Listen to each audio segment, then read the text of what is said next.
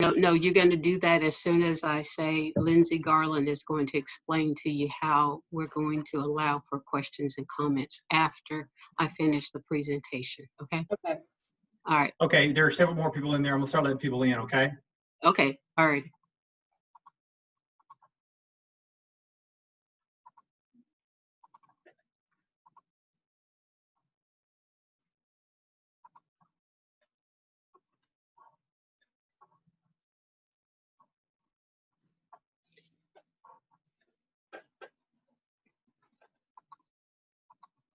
I can start. Yep, hold on one second. Let me make sure everybody is in.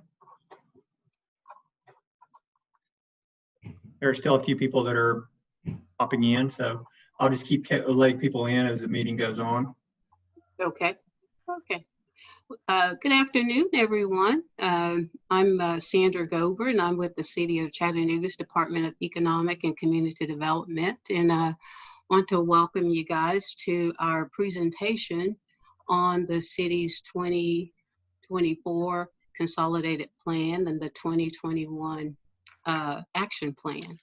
I'm gonna go through the presentation, and I'm gonna give everyone an opportunity to ask questions at the end of the presentation, if you don't mind. And I'm gonna get Lindsay, who's on staff, to explain to you how you'll be able to ask questions or make comments at the end of the presentation. So Lindsay, you want to explain that? Okay, so I'm kind of new to this, but basically there is on the side a list of participants, and there's an option to raise hand. So whenever we are done with the presentation, we'll kind of just go through the list, and if you have a question, you can click the raise hand button, and then we'll just go through the list. Okay.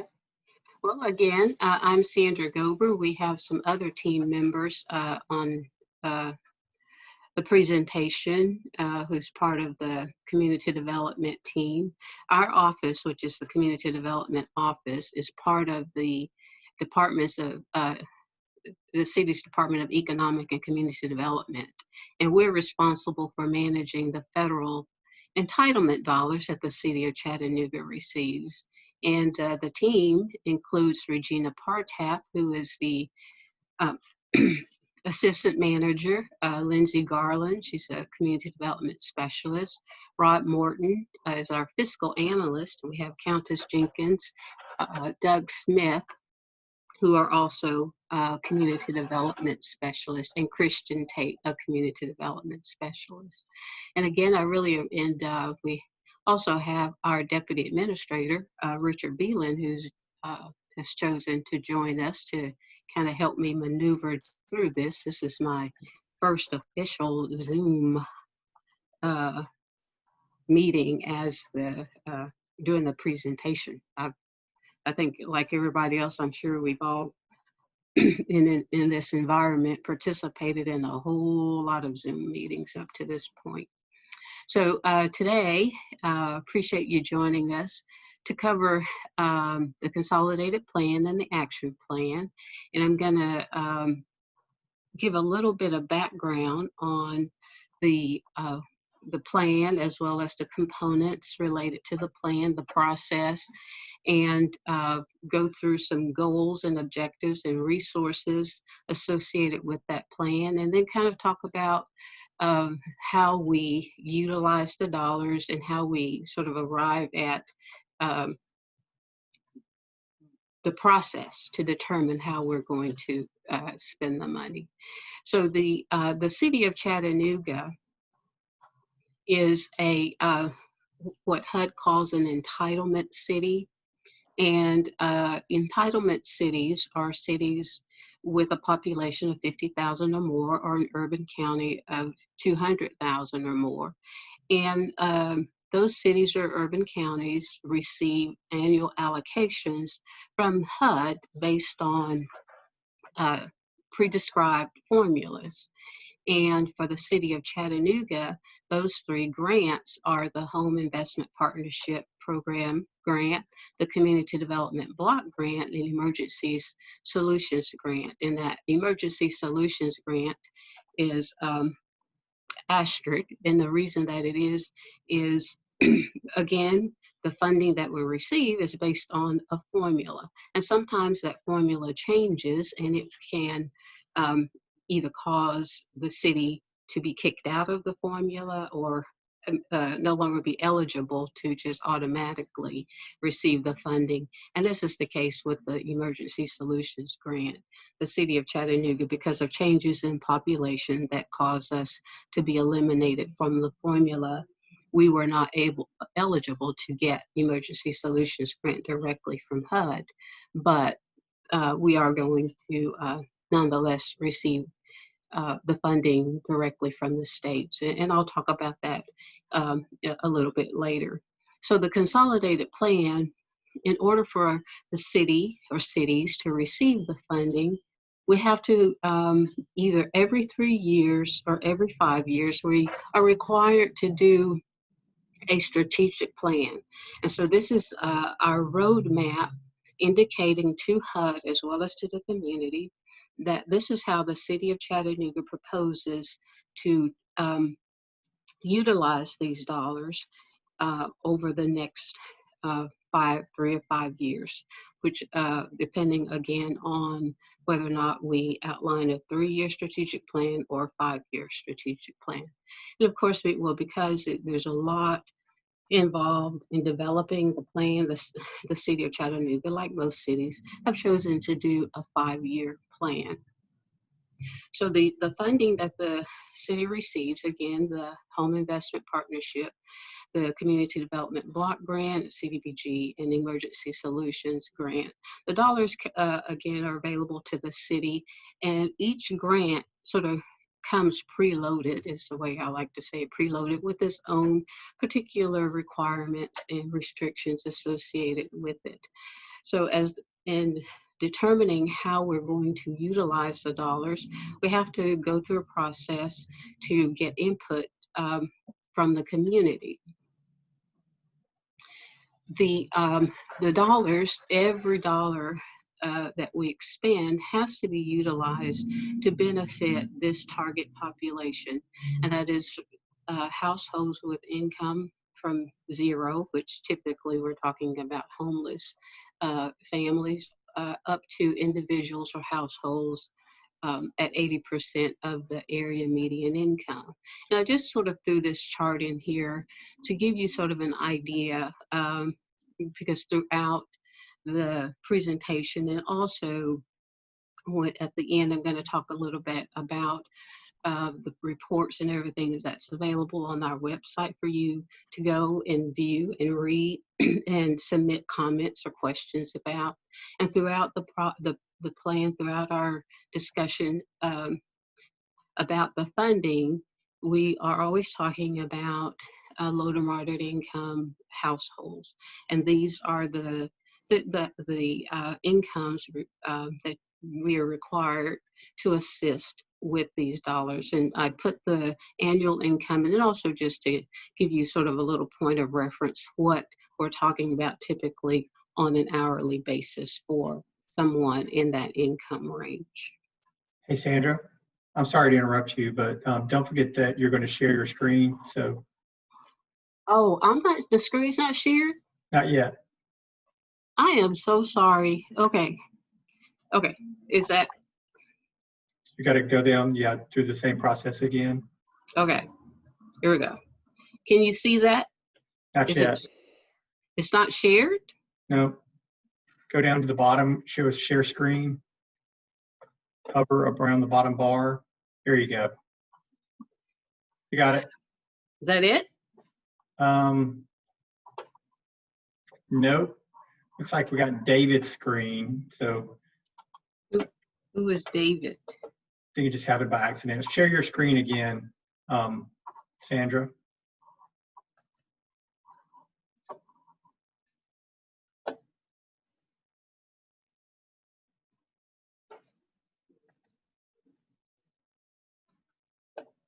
There you go. Okay.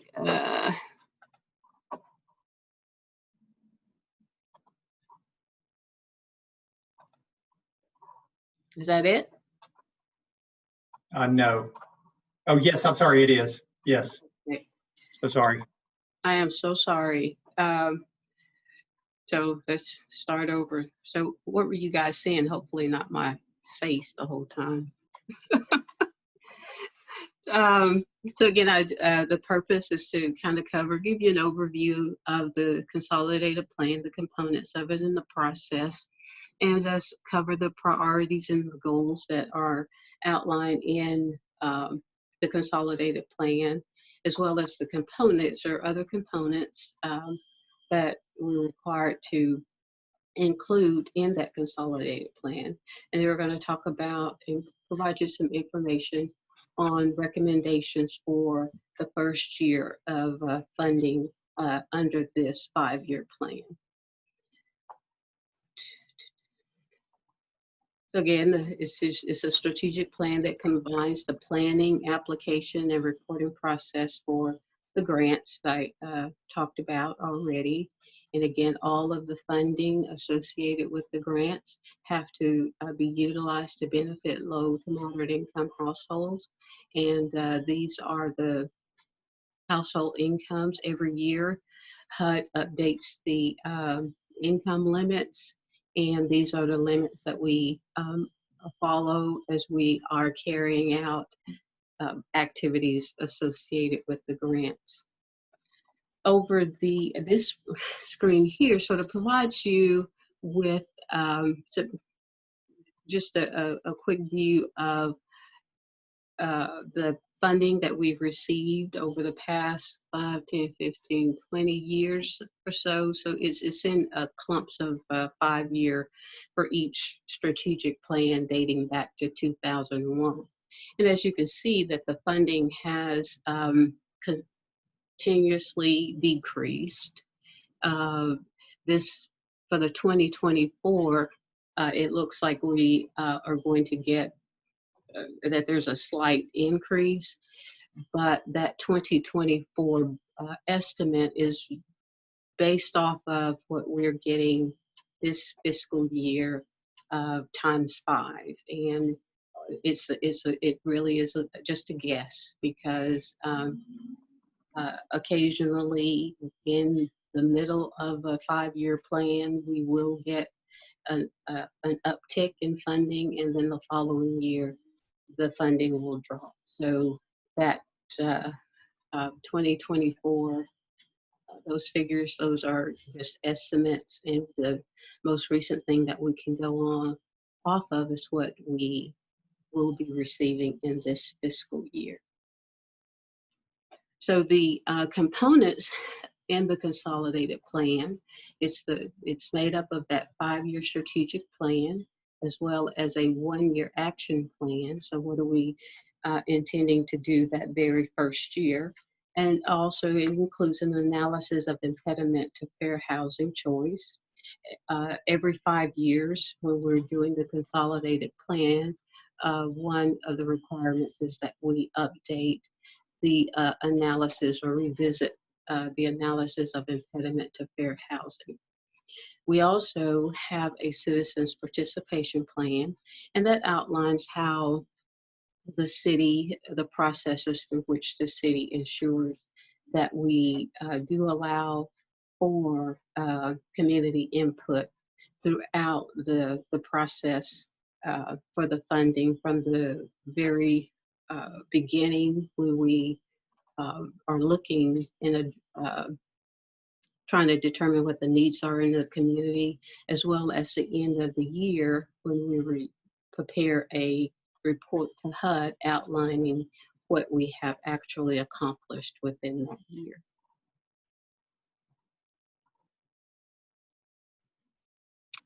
The consolidated plan process is sort of it's cyclical on with the consolidated plan. Again, it's 5-year strategic plan.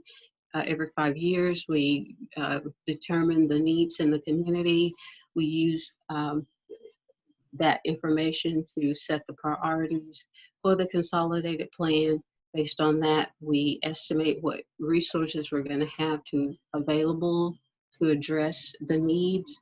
We use that to set goals and objectives, and then that goes into on an annual basis, what do we intend to try to accomplish annually to address the needs and reach the goals and the objectives that have been established.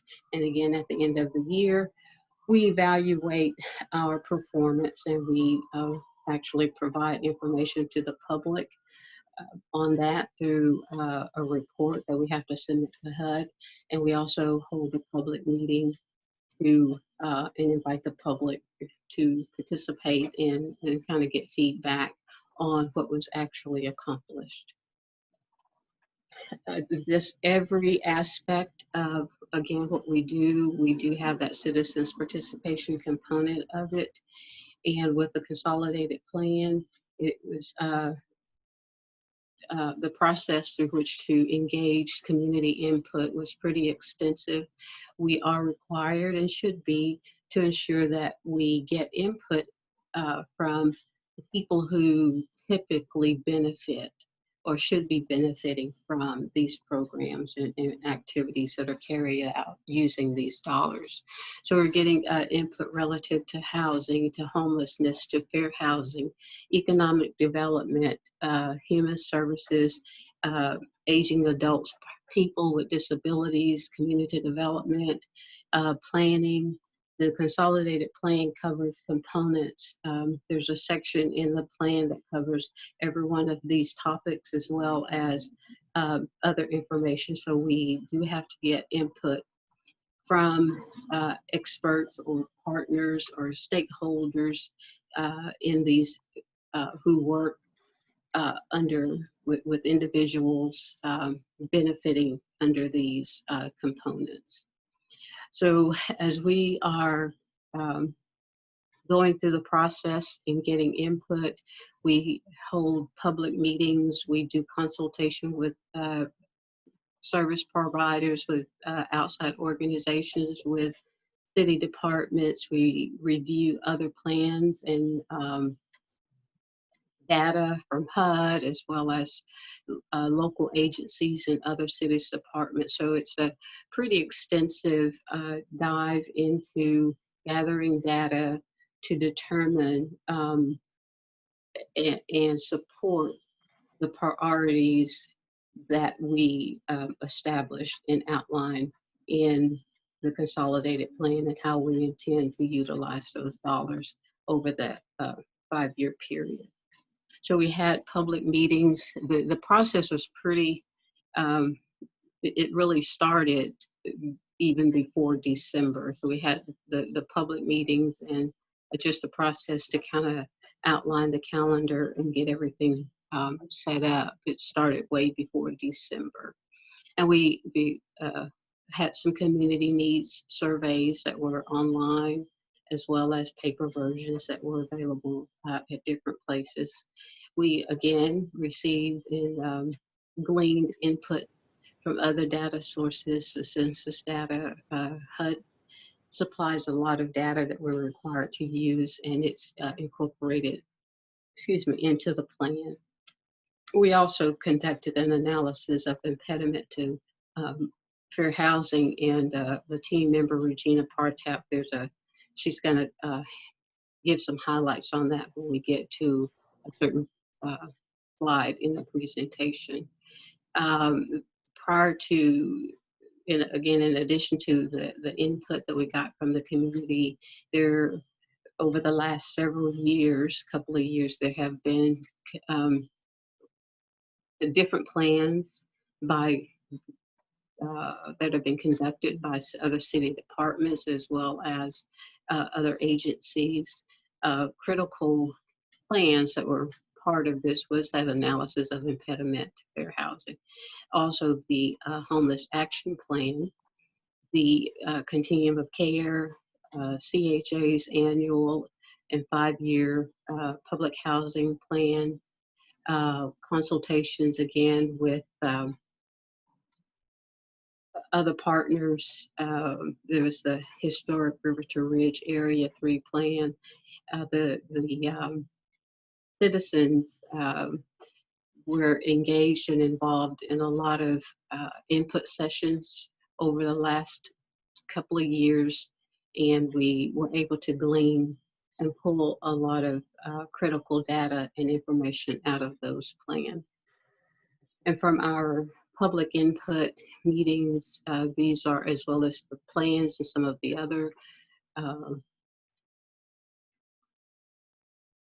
processes and meetings. These are some of the call outs and the needs that were identified through some of those sessions.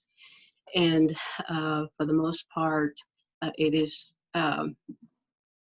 all the way from homelessness to house to safe neighborhoods and eliminating blight and economic development, which is really was the thread pretty much articulated through all of the input processes that were held in the communities.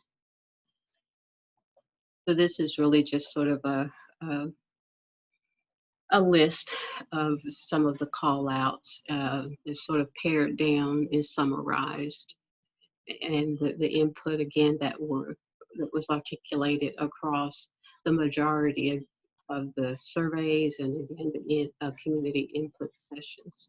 And affordable housing, no surprise, was always the top #1 need seen by just about everybody in the community, and followed by the, this is not in, well, affordable housing and housing for very low homeless all the way up to just low mod income individuals, and increase to and access to home ownership, community public facilities, street sidewalks, economic development, which include jobs and assistance to businesses, increase and improved access. There were comments from individuals wanting to articulate the desire to ensure that they have the opportunity to be able to age in place. And of course, that eliminate blight and just overall a feel of safety in the community. This is the, and again, in addition to, as we were doing the process for the consolidated plan and the input meetings for that towards the impediments, analysis of impediment to fair housing, our team member Regina was just sort of finishing up that process. So I'm going to just let her jump in and give some quick little highlights on the process for that, and maybe hit a little bit on some of the impediments. And again, at the end, we're going to give everyone just an opportunity to kind of ask questions. Regina? Okay, so the analysis of impediments was a report that took a little bit more than a year to complete.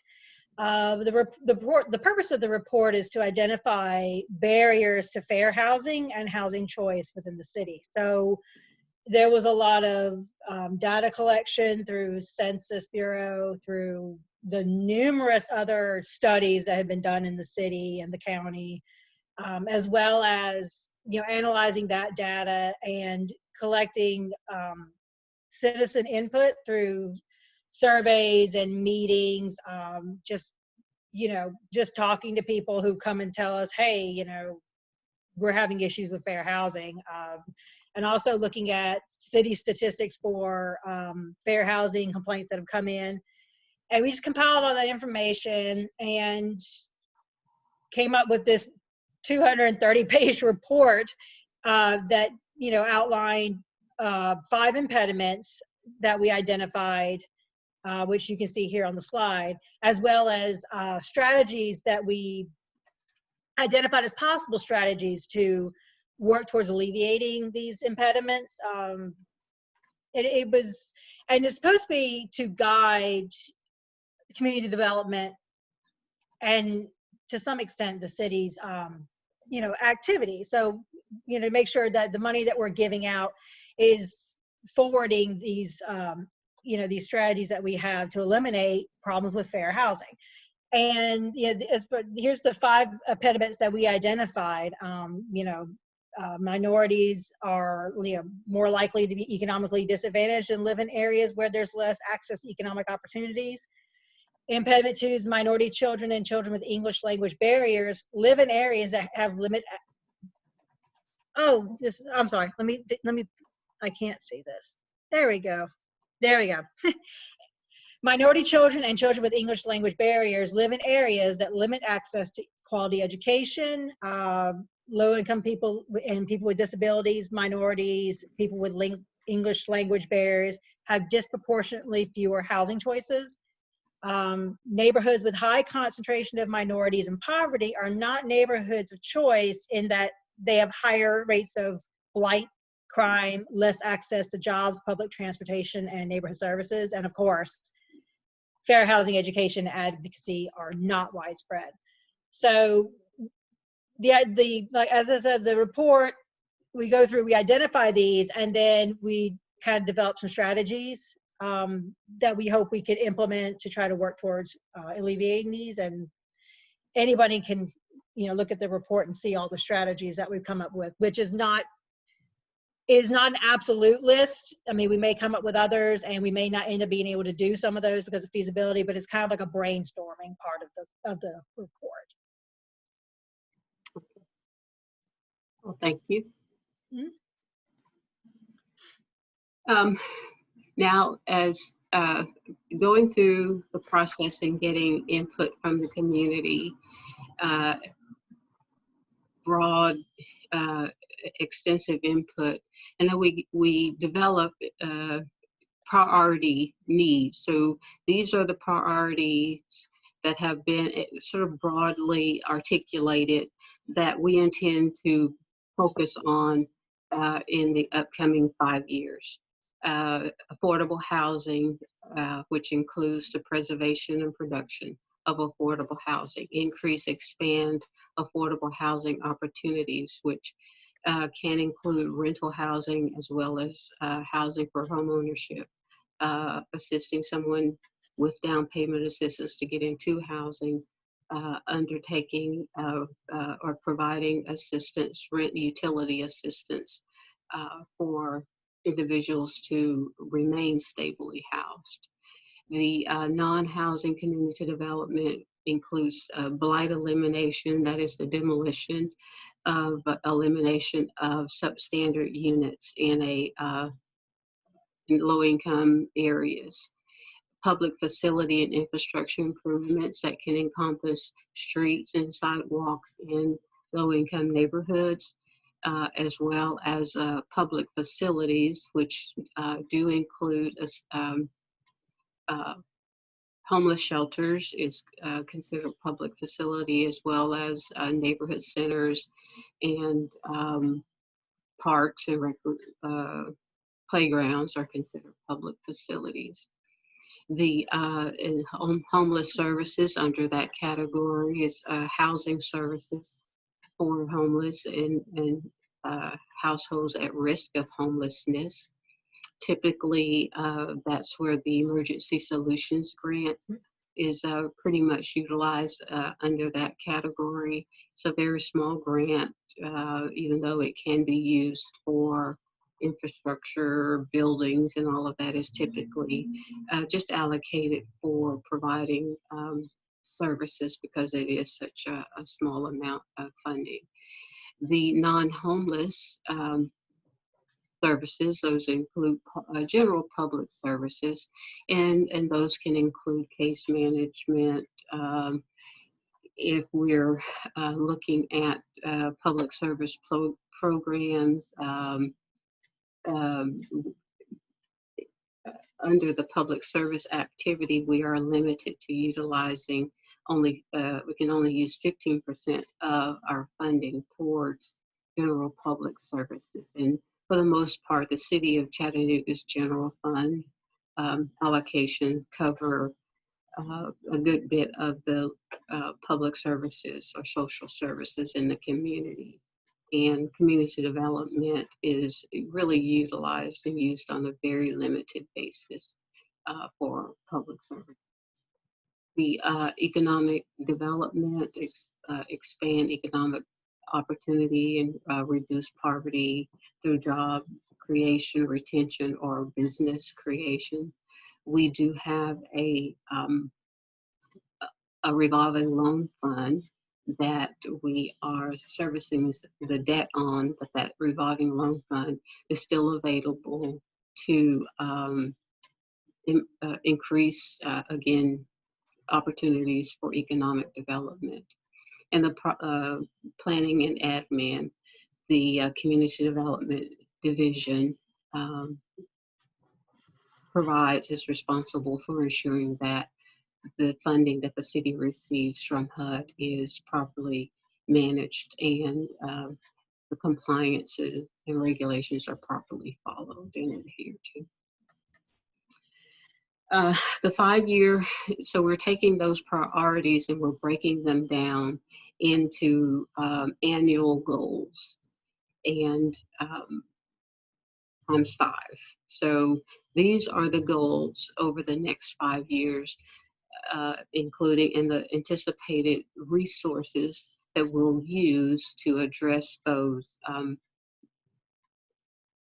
goals on the 5-year plan. So over the next 5 years, we're hoping to assist 50 homeowners, add 50 homeowner units, develop, construct 400 rental units, renovate, preserve 500 rental units, renovate 250 homeowner units, 25 households assisted with home purchases. And of course, obviously, you're looking at the dollar amounts, and there's absolutely no way that we'll be able to accomplish this with the funding that we have listed here, or that we're showing here. The majority, everything that we do is done in partnership with outside entities and agencies and outside partners. The funding here has to be obviously highly leveraged with for nonprofit private funding, and with the home dollars, we typically put in maybe 40,000 a unit, and it is matched 3-4 times that by the partner. With the CDBG, we are typically talking about $5,000-6,000 leveraged, 3 times that. So it has never been intended that these dollars will be utilized to fully address the priorities or the needs that have been articulated in the plan. It really is funding is highly leveraged in anticipation that, an expectation that it will be highly leveraged with local funding. The 250, and again, this is over a 5-year period, the assisting housing connections and stabilization services. And again, that could be assisting households with tenant-based rental assistance, rapid rehousing, stabilizing individuals who are at risk of being homeless, providing homebuyer education counseling. And this is the area under which the fair housing education, and of course the fair housing education is a huge component of that analysis of impediment to fair housing. And that activity falls under the public service category. And providing services and housing to the homeless, the Emergency Solutions Grant over the 5-year period, we're anticipating, total 742,000, and the majority of it will be utilized for direct services to provide tenant-based rental assistance, rapid rehousing, overnight shelters. It is eligible, but we typically, again, because it is such a small amount, we typically here lately have not targeted the funding to overnight shelters. But again, on the next slide, I'll talk about the process by which agencies participate in the funding that is available. And I'll talk a little bit about the how we determine what's going to be funded and how we're going to, and who we're going to partner with. The increased employment opportunities, that's 1.6 million, and that is really servicing the Economic Development Revolving Loan Fund. The public facilities and infrastructure, that is assisting with street sidewalks in low-income areas. Blight elimination, that's eliminating, again, substandard structures in low and moderate income areas. And the 5-year the budget for the grant administration. The way that we get the funding out into the community, there are 2 ways that we typically do it. At the beginning of the, well, usually in October and November, we release when we sort of have a feel for what we think we're going to get from HUD, we release a request for applications.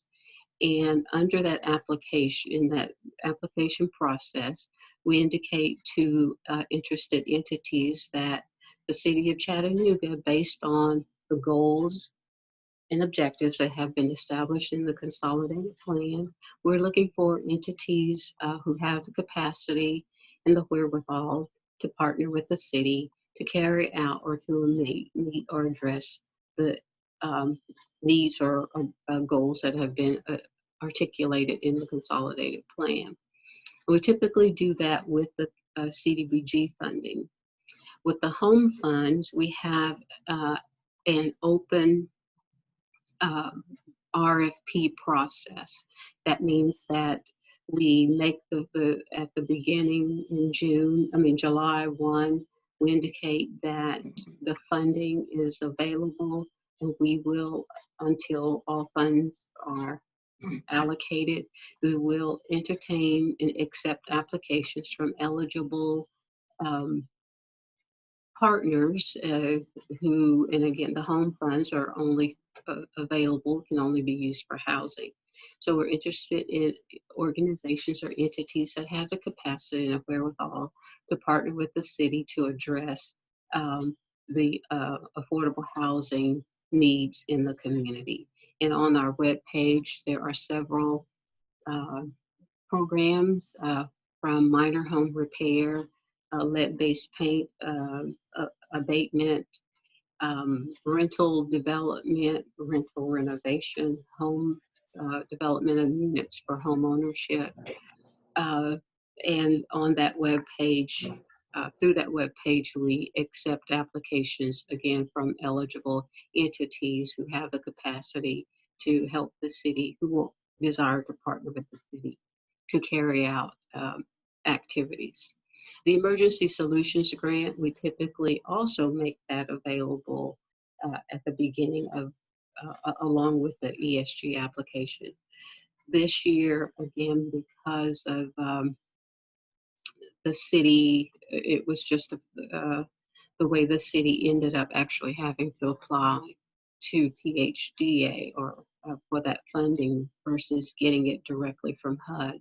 We're going to have to do the RFP process from it and to see if there are eligible entities out there that would like to partner with the city in utilization of the ESG funding for meeting the needs of homeless citizens. So again, the way we get the funding out into the community is typically through requests for proposals, and there are a couple of programs that we do undertake internally, but at the end of the day, every dollar that we spend, it is technically through a competitive RFP process.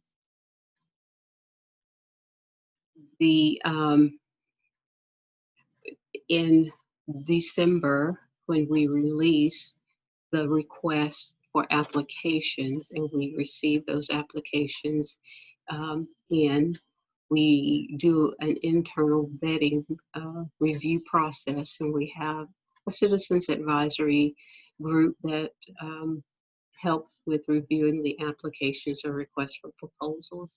And through that process, we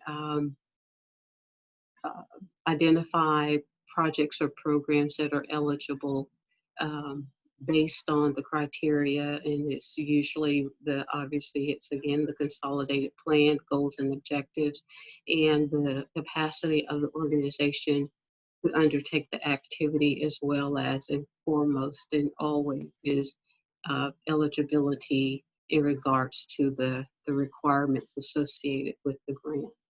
So for the entities that submitted applications to us in December for our funding, actually it was a little later, it was in March when we reviewed the applications. These are the entities that requested funding under CDBG. These are the requests and these are the funding recommendations.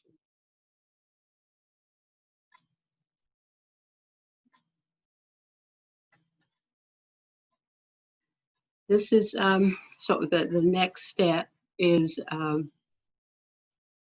today, of course, we're doing the public meeting just to provide the public an opportunity to see what the goals and the objectives and the priorities are that we intend to address over the next 5 years.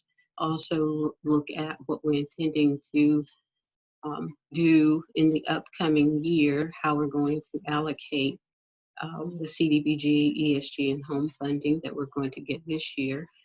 Again, looking back and how that funding will be allocated or utilized to carry out activities and the partners that we intend to work with to, again, always addressing the needs that have been identified.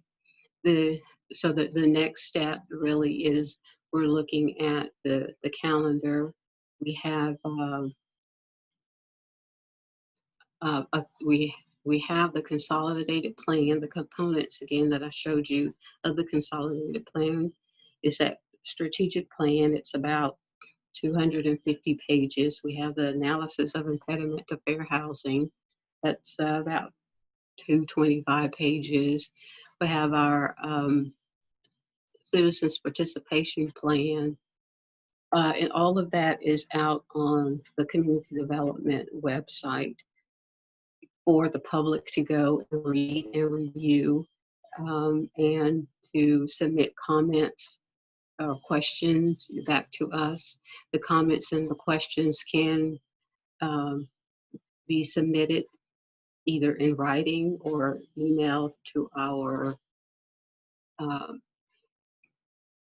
I'll give you the email address on the next slide.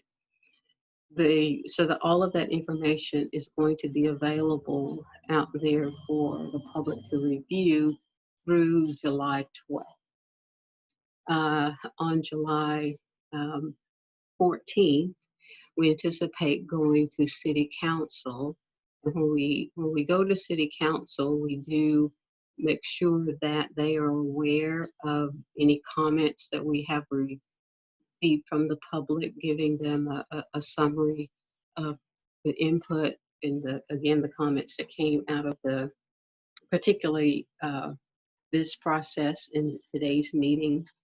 And the meeting on the 14th is to give the city council an opportunity to approve all of the consolidated plan and all of the associated components. And on July 15th, we submit the report to HUD, and around September 1st is when the projects are typically, we enter into agreement with the outside entities as well as the projects and programs we intend to carry out internally.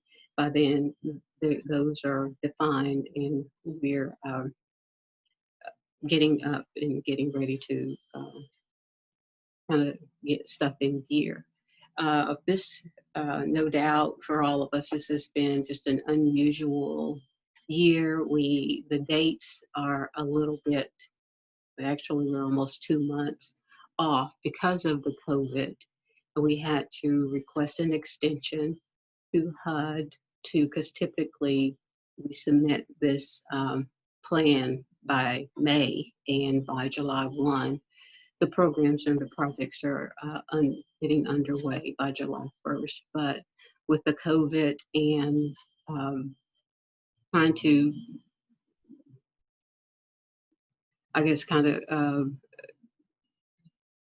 go back and the social distancing, figuring that component out, as well as the city of Chattanooga did receive some additional funding from HUD under COVID, and we had to go back and amend a couple of our plans to accommodate that funding. So the whole calendar is really 2 months off. So we're starting 2 months later than we typically do.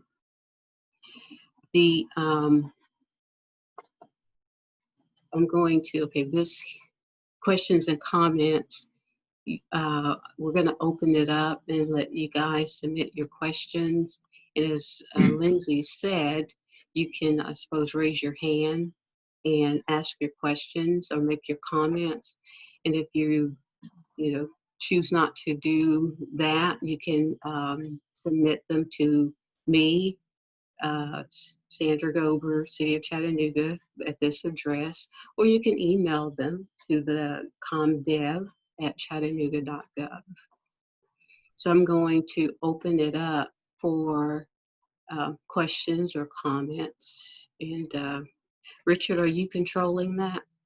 I am. So if you'll pop up your participants window there, if you hover at the bottom, pop up participants, and if you'll hover over your name on there, you should be able to raise your hand, and I'll be able to see it on my end, and I'll unmute you so you can ask your question if anybody has one.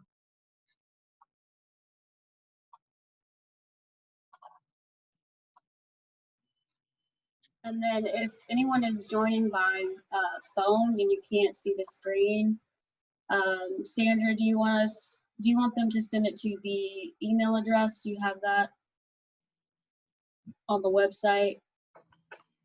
Yes, that's comdev@chattanooga.gov. Okay, we have one question here from Mark. Okay. A second. Okay, Mark, you're unmuted. Thanks for taking my call. I was going back to a slide maybe just a handful of minutes ago in regards to who was funded and who was not funded. If you saw a group on there, like, is there any way to ask to have some of that reconsidered potentially? If there was a group that has zero funding at the moment, but we'd like to see get some money.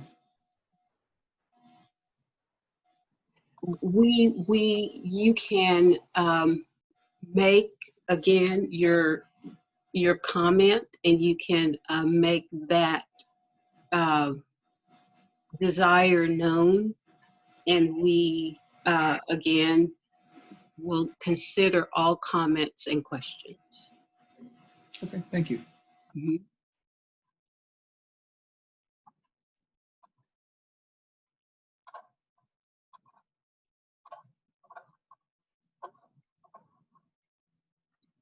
Any other, Richard? Nope, none right now. Okay. Well, I greatly appreciate everyone taking their time this afternoon. I think this is recorded, so it will be on our website. And again, there's a there is a summary of the consolidated plan. So if you want to go read the executive summary versus wading through over 500-600 pages of stuff, but you know, if you feel free to do that, it is out on the community development website. Everything that we've talked about, this PowerPoint presentation will also be out there, and feel free to, again, send us your comments or your questions through the community, the ComDev, or email or mail your comments or questions. Sandra, we have one more question real quick. Yes. So this is from Gloria. I'm going to unmute her now. Okay. Gloria, go ahead. Can you hear me? Yes, we Hi. can. Thanks. So just a few questions. I know you've talked a lot about the Community Development Block Grant, and I went on your website to see some of the different activities that it funds. One of the issues I've had is just trouble with knowing like how to apply. So we have a lot of different programs that are focusing on economic development opportunities. We have a small urban farm that we've started and are looking to employ the local community. We have an emergency assistance fund and different programs that we would like to apply for, but I'm aware of like the process for applying for things like home and other, you know, grants within that, but have just had trouble finding out how to apply for the CBDG. And then you also made a comment about funding to community development sort of work being a little bit more limited. Is that correct?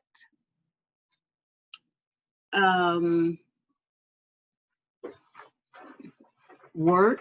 Can you elaborate on that question? Yeah, I was taking notes on some of what you're saying, and you're talking about some of the funding restrictions and like how you're allocating funding. And so if that part is if I misunderstood that part, then I apologize. But generally, I'm wanting to know, like, I understand there's an RFP process. Yes. But even for things like economic development-based activities, we're going through the same RFP process, and it's open to any organization. Okay. The economic development allocation, we are already in partnership with an entity that does that manages the revolving loan fund, and that's the Southeast Tennessee Development District. So entities or individuals who are looking at job creation, job retention, or starting a new business, we direct them to the Southeast Tennessee Development District. With the Community Development Block Grant, again, that's an annual RFP process, and we usually post that when we're getting ready to accept applications for that. We post that on our website, and we also try to maintain a list of individuals, organizations. You know, if you've expressed an interest, we try to alert you to the fact that we are taking applications for the Community Development Block Grant. And for the other programs, those are posted on our website. Okay, I think just maybe some of the confusion is, so I understand for the economic empowerment workforce piece going through the SETN, but I've been to, you know, several of, you know, you guys had some meetings, you had a meeting at the Southside Rec Center, in a few other locations. And so I've been to those meetings, but I think the trouble I'm having, because you also asked for comment, is that it seems like it is like a lot of this funding is going through larger organizations, and it's the difficulty is that it's not getting to smaller organizations that are doing grassroots work and that are doing that community development effectively. So we have a small urban farm and market. We already have a lot of, partners associated.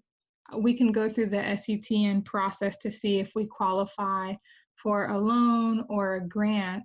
But my major comment is that the funding is not getting to communities that are doing that community development work and those activities that are specifically listed on the website under the CDBG funding. And as a nonprofit organization, we have had trouble accessing that funding, and we're doing that work. So that's my primary concern. If that's the purpose of the money, giving it to larger agencies and focusing primarily on housing when there are a lot of issues around housing instability, and when our affordable housing still has been a struggle in our city. That's just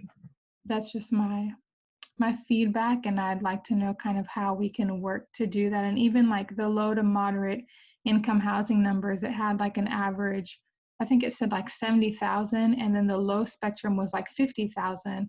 But in our community, the average individual income is 19,000 and the average household is 25,000. So I wonder, I know there's a process to like go through and redo surveys and to address whether those HUD numbers are actually accurate, because that determines a lot like who qualifies for those services.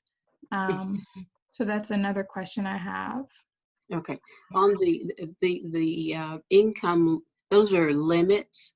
So those are the maximum amounts that an individual household can make in order to qualify to receive assistance under the program. So those are really maximums. And I really greatly appreciate your your comment about the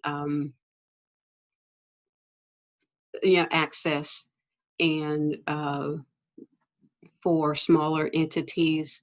And I do encourage you to come in and talk with us. And of course, obviously it's the benefit would be based on what you indicated, that there's a number of activities that you spoke about. And I think kind of coming in and having a conversation with us to kind of help us see exactly where the focus is, and see, if there are partners or even internal programs that we can kind of direct you to. Okay, thank you. Thank you. I don't see any more hands up, Sandra. Okay. Well, thank you guys very much, and y'all have a good evening. Thanks, everyone. Bye-bye.